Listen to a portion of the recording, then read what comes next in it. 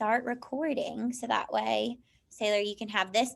Guys, it might not be super clear on the board again, but I'll take a picture and scan it in for those of you who are online. Okay, so that way you have it if it's kind of difficult to follow along with me here. Okay, so again, it's important. I'm going to ask about the first thing that Tea Cake asks her to do. And again, that's checkers. We just went over that. So I'm going to put a quote for chapter 10 here. Somebody wanted her to play. Okay. In the game of life, right?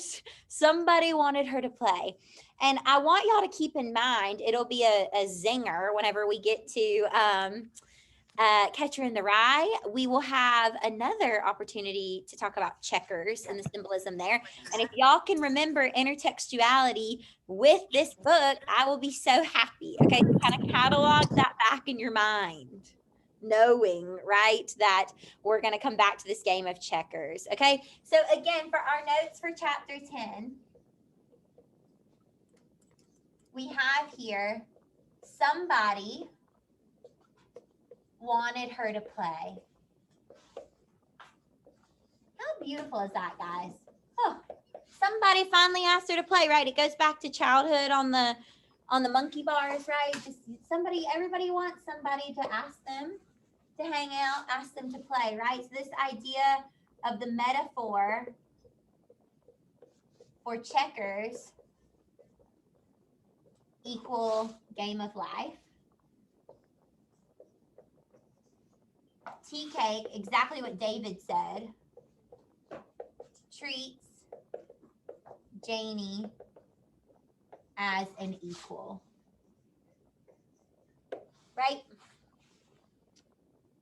Okay, so that's a really beautiful thing there with the checkers.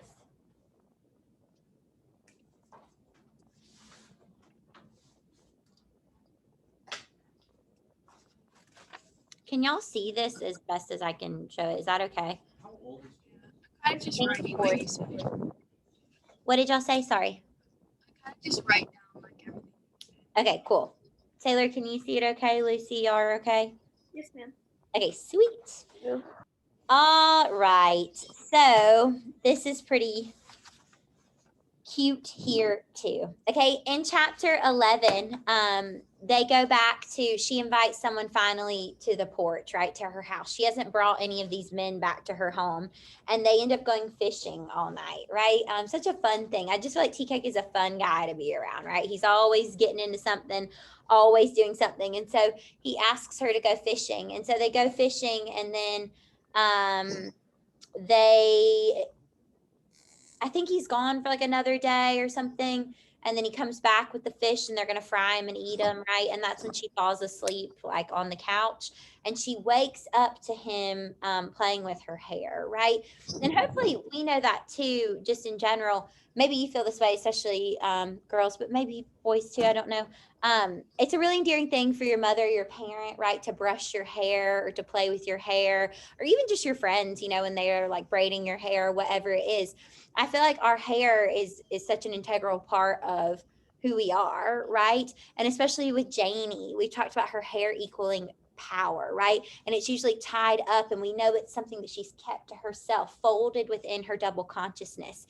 And yet there Tea Cake is playing with her hair, right? And scratching her head. And she is at her most vulnerable. It's when her power is released and he is a part of it. Okay. So the hair here has a lot of symbolism with Tea Cake. All right. So again, this is in chapter 11.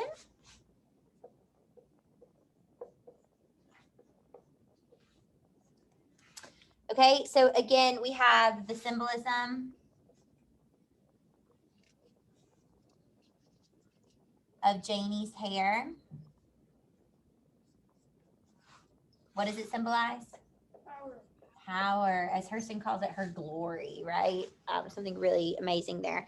And she says, okay, I'm just going to read this. It's on page 103, and I'll write a little excerpt of it up here. I just want us to listen to this.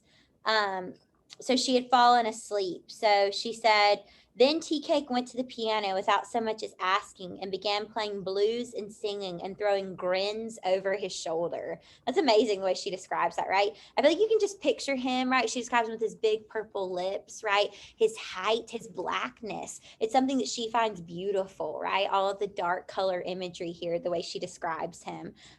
Really powerful. And she says, the sounds lulled Janie to soft slumber, and when she woke up with Tea Cake combing her hair and scratching the dandruff from her scalp, it made her more comfortable and drowsy. And I think we all can relate to that, right? Someone scratching your head. Tea Cake, where you get a comb from to be combing my hair with? I brought it with me. Come prepared to lay my hands on it tonight. Why, Tea Cake, what good to come in my hair do for you? It's my comfortable, not yourn. It's mine too. I ain't been sleeping so good for more than a week because I've been wishing so bad to get my hands on your hair. It's so pretty. It feels just like underneath a dove's wings next to my face. So again, he's really sexualizing her hair in a way too, right? It's this really intimate thing, him touching her hair. But the fact that that's what he noticed about her from the get go, right? And she is able to expose her hair and be vulnerable. Okay. So, I'm going to just do a little excerpt of this just so we kind of remember a little ellipses here on page 103. Um, let's just do, what should we do here?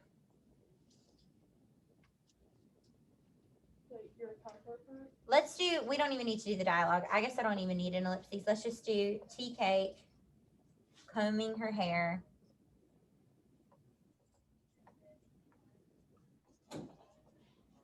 And scratching the dandruff.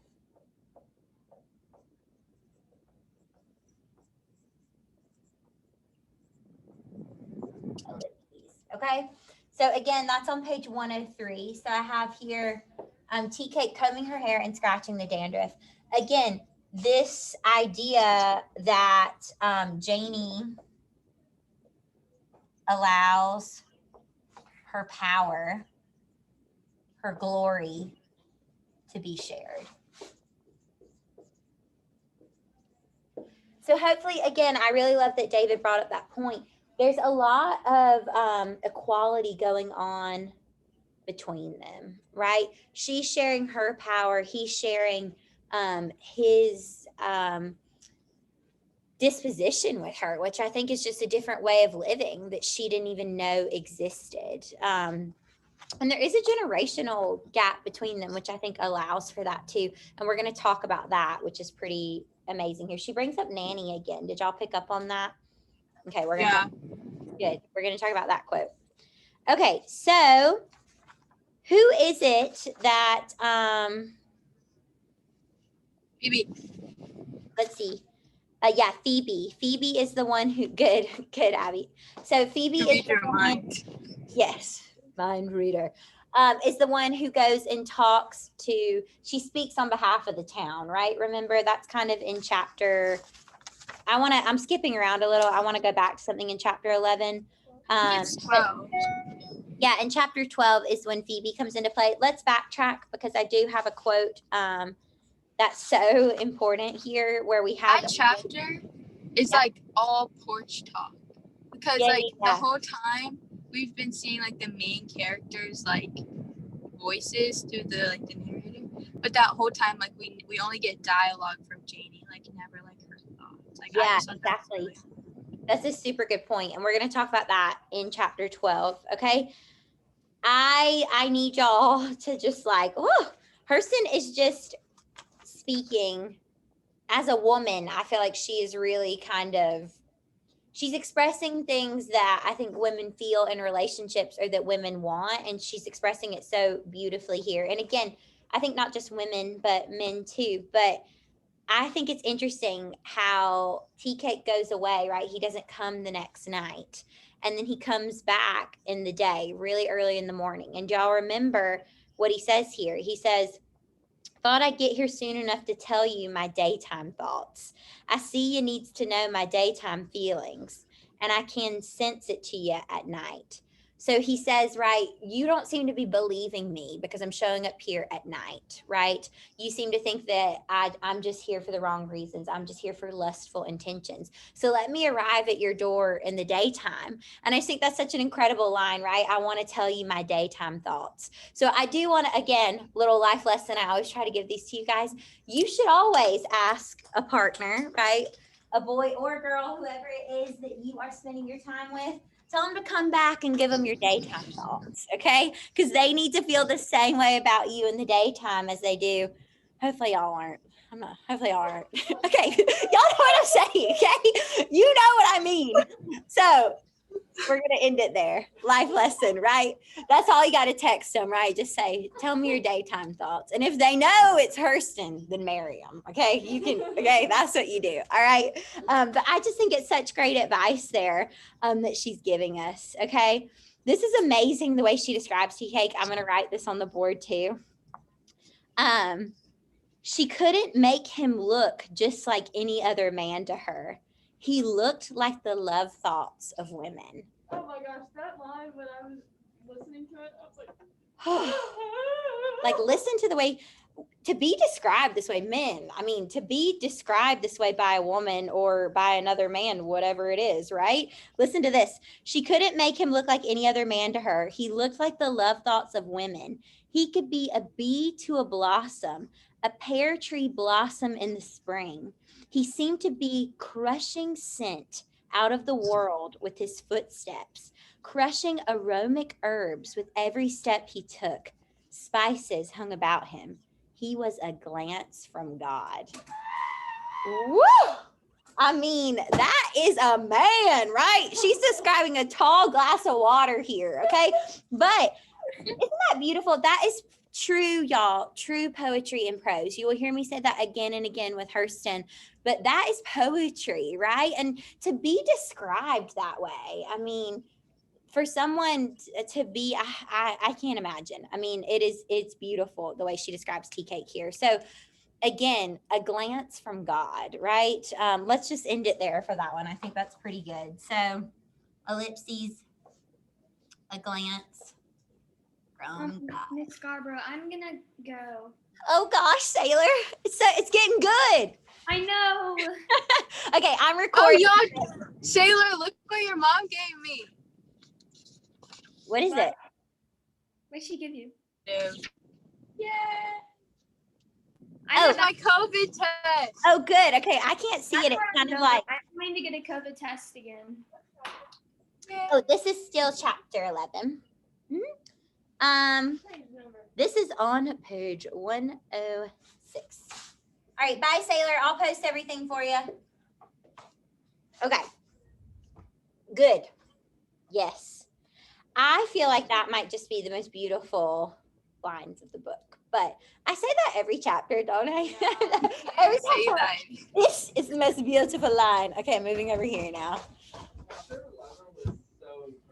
So good. And have y'all noticed we've picked up on the dialogue? So I feel like it's easier for us to kind of understand her and Tea Cake and their flirtation there.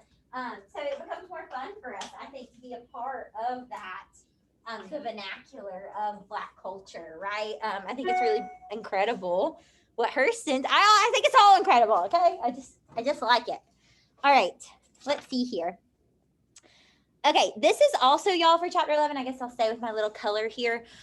It's the Fiend from Hell, Doubt. You'll see that again. That was on your Padlet, so I don't know if you want to make a note to this, but I'll just write it over here in an ellipsis too. I'm kind of running out of space here. But I'm going to need it for chapter 12. Fiend from Hell.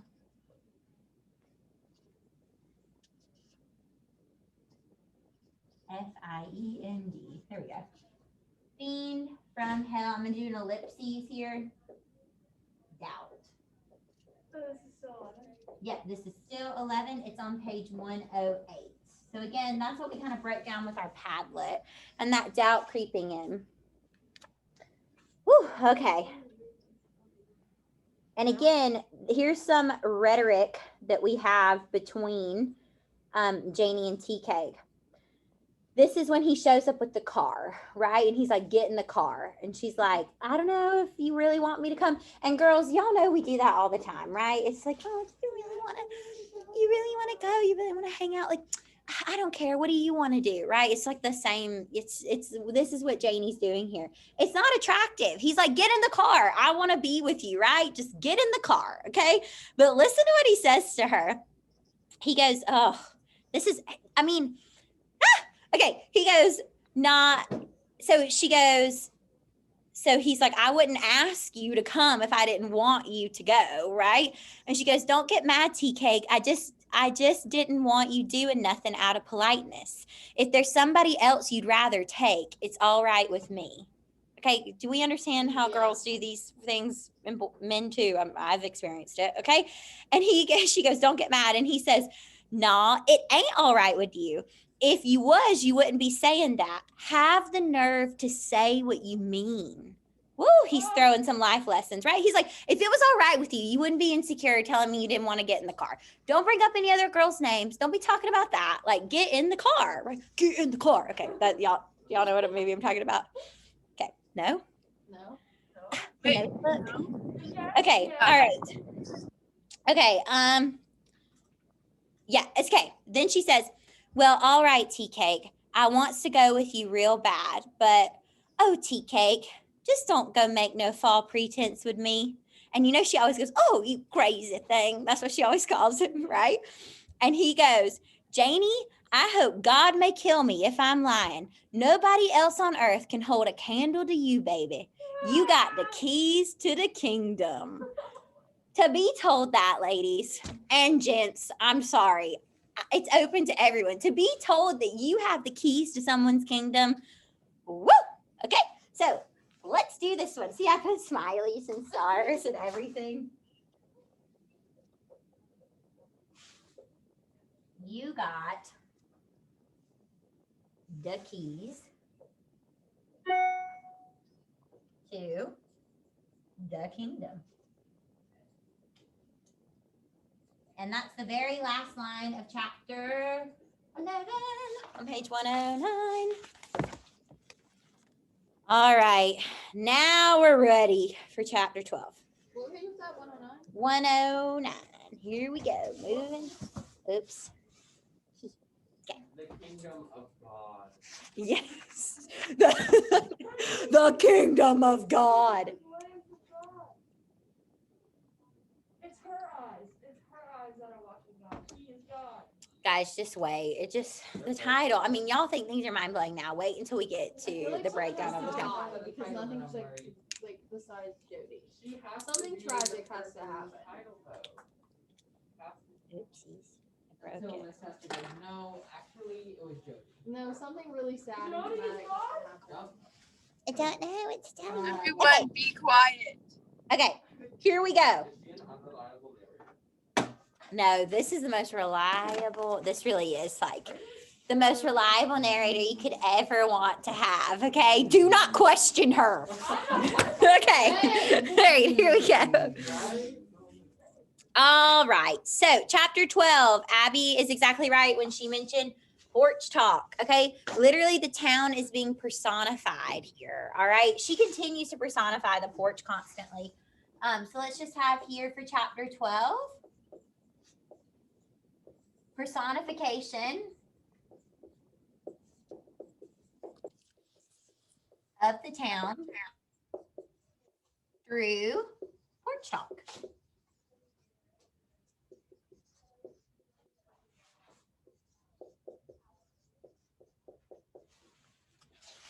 Can y'all see that? Okay. I mean, I know it's not going to be the best. Okay. Personification of the town through porch talk. And what is the town talking about? Gossip about Janie and Tea Cake. Okay, but listen to all the fun things they're doing, right? I loved all the repetition here. She kills it with the repetition. The list is so long. Tea Cake and Janie gone hunting. Tea Cake and Janie gone fishing. Tea Cake and Janie gone to Orlando to the movies. Tea Cake and Janie gone to a dance. Tea Cake making flower beds in Janie's yard and seeding the garden for her. Look at him planting her flowers in that yard. All right. Chopping down that tree she never did like by the dining room window. All those signs of possession. Tea Cake in a borrowed car teaching Janie to drive. Tea Cake and Janie playing checkers, playing coon can, playing Florida flip on the porch all afternoon if nobody else was there, day after day and week after week.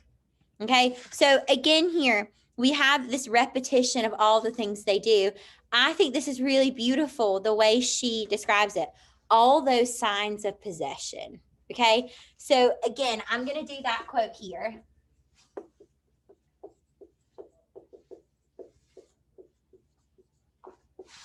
It just kicked me out. What did I miss? You haven't missed that much. I was gone for like 20 seconds. You could like You missed it all. You missed the whole point of the novel. Okay, no, you're good. You didn't miss that much. Okay, so again, guys, all those signs of possession. It's interesting the way she describes that repetitious list here. And y'all can probably maybe relate to this, like, I don't know, let's say you're hanging out with someone. I'm going to like put it into context of like today's world, maybe. Like you're hanging out with someone, you don't really know what you are, you're talking, right? You might not be dating them. And then you see that maybe that person like went to the movies with someone, or you see like maybe he's wearing her hair bow or something, you know, like a hair tie. That used to just get me. Do you guys still do that? Yes. Okay. They're still Like a doing that scrunchie? 10 years later. Great. Okay. It's all the little things that make us mad, right? Or that make us know that maybe something's going on between two people, right? And it seems innocent, right? To him, he's like, oh, we just called a movie, or, oh, I just wanted to wear her scrunchie, or, oh, yeah, like her book's in my car because I gave her a lift to school, or whatever it is, right? It's these little signs, but again, possession, because when you come into someone's life, you're possessing their time, right? And so I think that's why I love how she describes it, because that's why we get mad at those little things in the beginning of relationships, or that's why we want those little things, right? Because it gives us a sense of clarity. It gives us a sense of security, right? That they're giving those things to us. That time is being spent with us. And the town doesn't like it, right? All of these different things that are going on with Janie and Tea Cake. So I just think it's a really interesting way. I felt that, and like maybe y'all have too. And I just thought it was a really beautiful way of her kind of describing all the little things of how people kind of own one another in so many ways. And it's these really inconsequential things, and yet a scrunchie can be a sign of possession, right? It's kind of crazy to think about. So I just think it's really cool the way she breaks that down.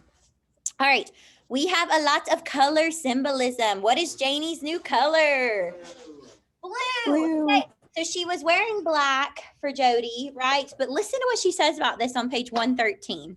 This is when Phoebe, right, comes as a voice of the town, right, to come and speak, because her husband's like, you gotta talk some sense to your friend. She's running around with this Oh my God, I love guy, all this stuff.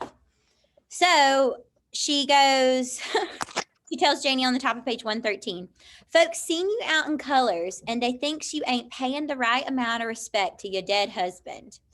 And this is what Janie says, I ain't grieving, so why I have to mourn?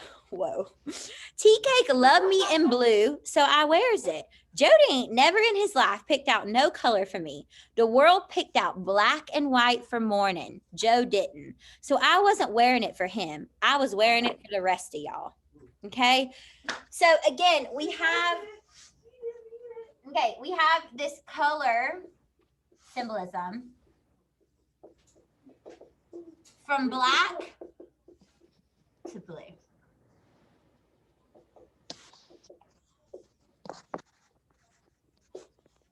Okay, again, blue being a very royal color, right? We think of blues and purples, all these deep jewel tones.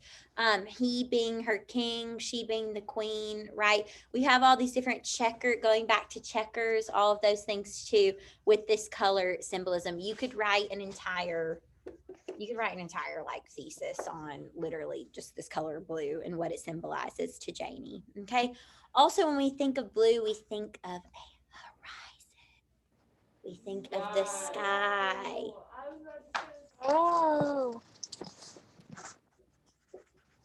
Yes. I was thinking Frida. Yes, Hurston. Yes. Yes. Yes. Yes. I love it. It's so good. Isn't it? Come on. I didn't even think about that. I know. That's why I'm here. Okay.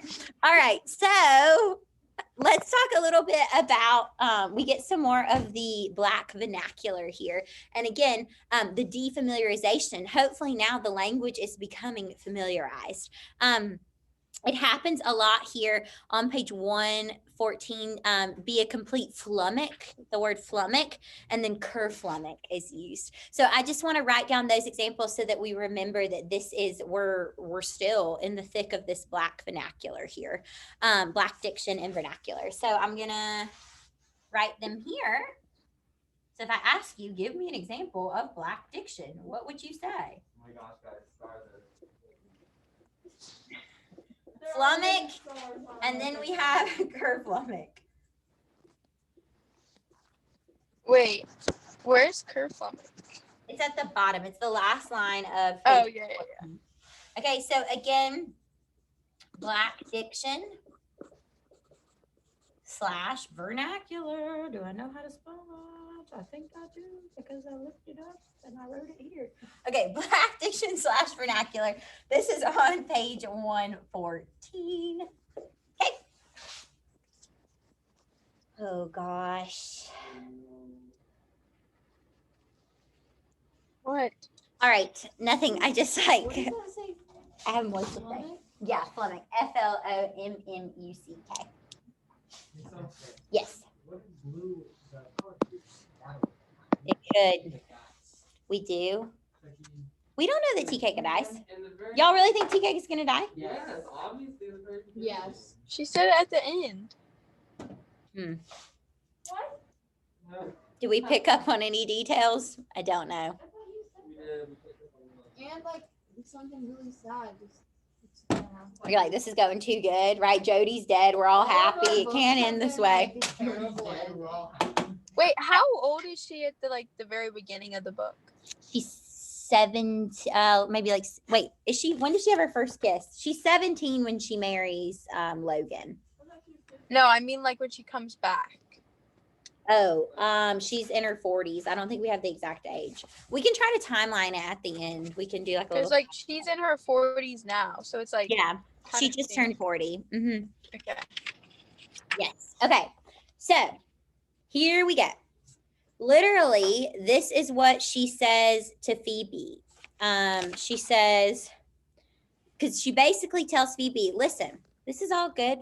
It's gravy. We're getting married. It's love, right? We're in love. And she goes, we're going to sell the store and we're going to move away. And Phoebe says, why are you going to sell the store? And this is what she says. Because Tea Cake ain't no Jody Starks. And if he tried to be, it would be a complete flummock. But the minute I marries, everybody is going to be making comparisons. So us is going off somewhere and it'll start all over in Tea Cake's way. This ain't no business proposition and no race after property and titles. This is a love game. I done lived grandma's way. Now I mean to live mine. Okay. So again, going back to the game of life, the game of checkers, Janie calls it a love game, right? And she's like, I've been playing by the rules of my nanny, right? And I hope y'all understand that nanny is symbolic of the previous generation's rules, right? And she talks about how the rules have changed. And I'm going to give you guys some notes on this, but listen to this.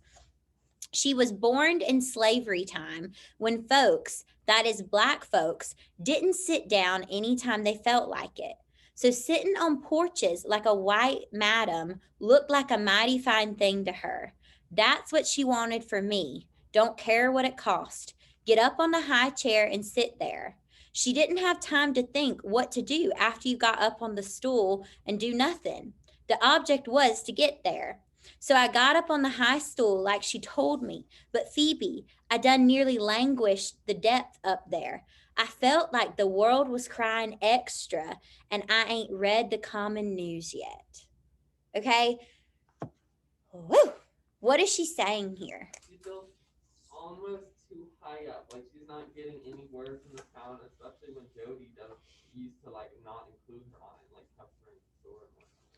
Yeah, exactly. Here's the thing too. We're going to talk about this when we read Raisin in the Sun. Libby, you've had Raisin in the Sun. That's amazing that you have that already with you. Is that, and this is the same thing true, I think, for any culture. It's a generational gap, right? Nanny thought it was enough, right, to be freed, right? That was enough to be freed. But Janie's saying it's not just enough to be free and to sit down whenever we want to sit down. That's great and that's beautiful, but I still want more for my life. I don't just want to waste away sitting high on a porch listening to all of this. I want to go out and read the news. I want to be literate. I want to be informed. I want all of these things for my life. And that was fine for you, Nanny, because you were enslaved, right? And we've come a long way, but that doesn't mean that we can't sit idle and stop progressing. Okay. So again, this is a huge symbolism, whatever, metaphor, everything for the idea of sitting idle in the face of progression. Okay. She wants to get out there and continue to move, continue to push the bar of what it means to be a Black woman. Do we understand that? Yes, pretty powerful there. Okay. So again, I'm going to quote this here. I felt like the world was crying extra and I ain't read the common news yet. Y'all are going to want to talk about generational gap, the difference between the wants of Nanny versus the wants of Janie and why that's valid. Yes? Good. Okay. So let me write this last little quote here. I felt What does it say under Black fiction? vernacular. Like the world was crying extra. Oops. EXTRY. And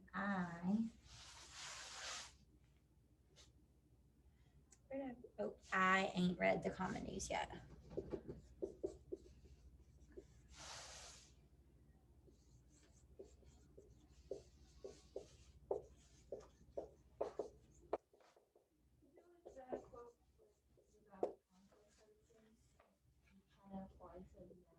Mm-hmm. And just feeling like everything's falling apart, even though you don't know exactly what's happening. You just Yeah. know it's not good. Exactly. That's true. Okay, and I'm writing here generational gap between Nanny and Janie. Okay.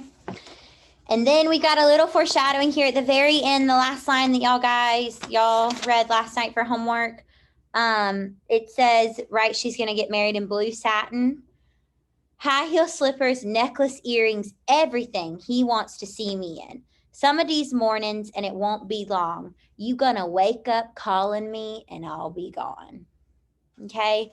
So we see her and Phoebe's relationship flesh out a little in these chapters too, because we know it begins with Phoebe, right? Her telling the story. And so Phoebe was a part of Eatonville and a part of Janie's life with Joe.